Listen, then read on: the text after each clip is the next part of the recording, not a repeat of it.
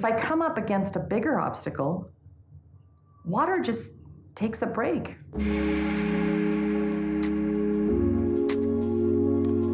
I went for a walk with a friend in downtown Denver. There's this place called Confluence Park, and the river goes through this area, and there are walkways on either side, and there are some bridges that go across it. So if you want to go down for a ways and across the bridge and then come back, you can, or you can do a longer walk. And it was lovely.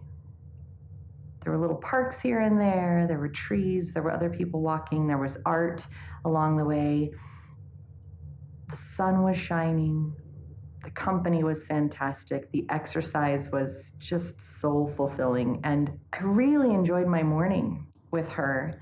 And at one point we were walking back across this bridge. Our walk was winding down and it was about time to get some late breakfast, early lunch. And as we walked across this bridge, I stopped and I looked at the water. I was just mesmerized for a moment by what was there.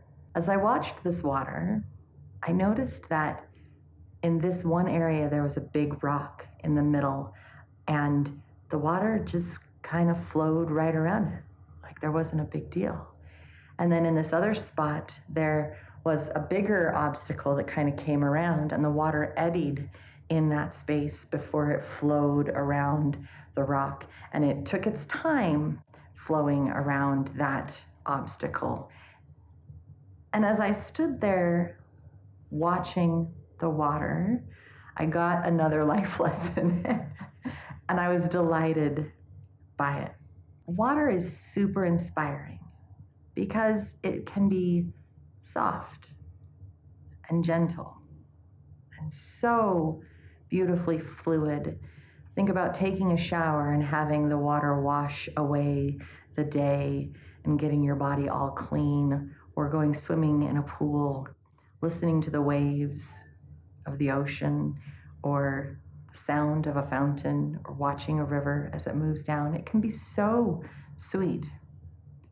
And it can be very forceful and angry too. Think of a river that is rushing down because it's got all of the snow melt from the mountains just pushing and going, or a violent rainstorm that just drops a ton of water, and then all of that water is shoved down the gullies and the washes, and it takes everything in its way with it. You've seen landslides where water moves the mud and takes cars with it. It can be huge and intense.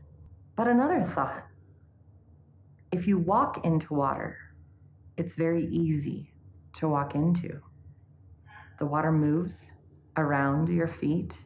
It's not a big deal. But if you were to fall or jump from a bridge or off of a rock and go into the water, there are times it might feel like concrete. It might break bones and it hurts. It might knock the air out of you, leaving you gasping for your next breath. Water can cut through rock. Water is so strong in its gentle fluidity that it has created arches. It created the Grand Canyon.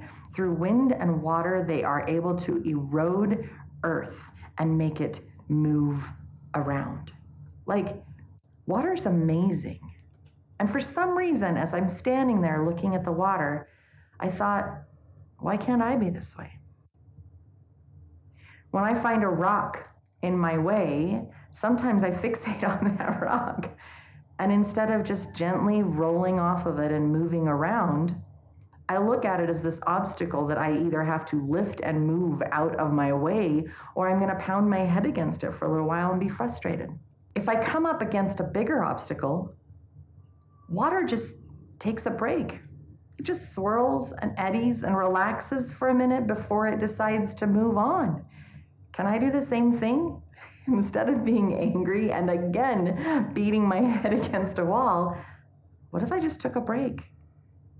How many times have I slept on an issue, and in the morning it seems way less upsetting and stressful than when I first went to bed? Taking a break, refocusing for a minute, allowing that respite before I move on, and then you just find a way right past what was there. Water shows us that it's perfectly fine to have countless emotions, the slow and easy, the introspective, the angry, the rushing, the extra energy and movement that is going through you at that time. Water is amazing, and yet we can absolutely apply it to ourselves. There are times that I need to be soft and gentle with myself, and maybe with the other people that are around me. There are also times that I need to be more strong, solid, and stand up for me and the situation that is there.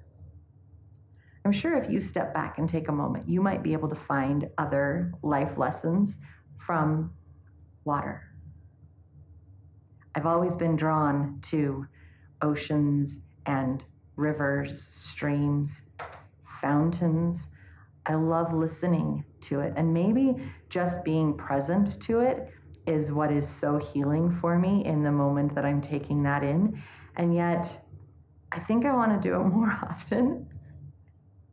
And I encourage you to do the same. Have a great day.